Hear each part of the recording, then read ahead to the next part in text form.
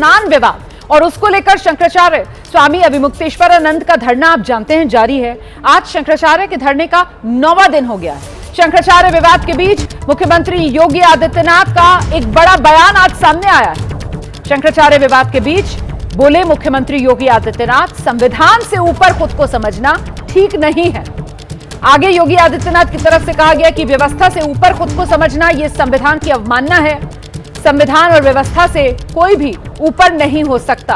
दो टूक अंदाज में मुख्यमंत्री योगी आदित्यनाथ की तरफ से 26 जनवरी के मौके पर यह बयान दिया गया है और इस बयान को शंकराचार्य विवाद क्योंकि इस समय चल रहा है उसी से जोड़कर शंकराचार्य के लिए एक संदेश के तौर पर देखा समझा जा रहा है।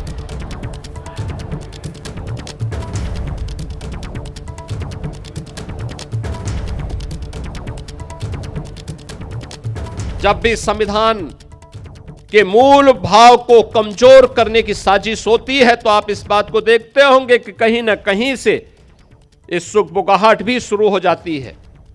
जो सुखबुगाहट वर्तमान में उन भावों को कमजोर करता है जो न्याय के सिद्धांतों के विपरीत हो। भारत का संविधान व्यष्टि नहीं समिष्टि के उस भाव के साथ हम सबको जोड़ने की एक नई प्रेरणा देता है।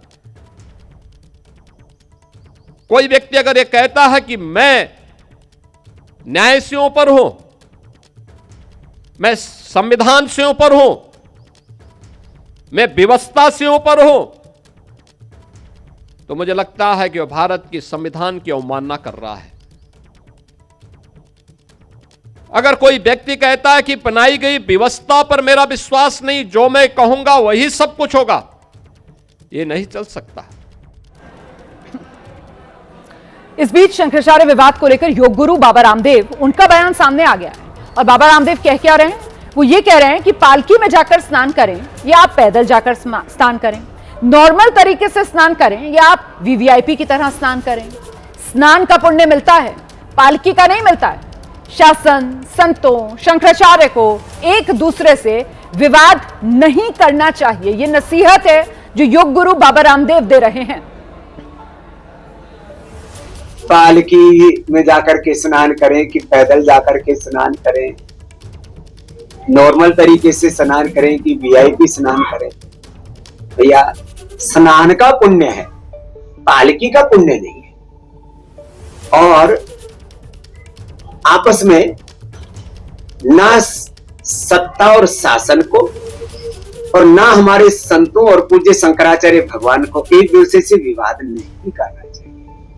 भारत विरोधी, सनातन विरोधी, हिंदू विरोधी ताकतें तो दुनिया में बहुत हैं जो सनातन को नीचे दिखाना चाहते हैं, जो सनातन को एक वायरस बताते हैं और भारत को तोड़ने के लिए हर दिन साजिशें करते हैं।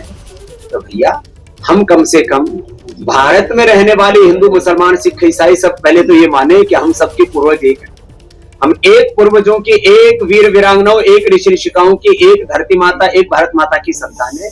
तो हम आपस में लड़ना बंद करें और जो हमारे शत्रु पक्ष है उसको पहचान करके शत्रुओं को पराजित करने के लिए एक बन करके, संगठित बन करके, शक्तिशाली बन करके हम अपने दुश्मनों को पराजित करें। इसका वक्त है।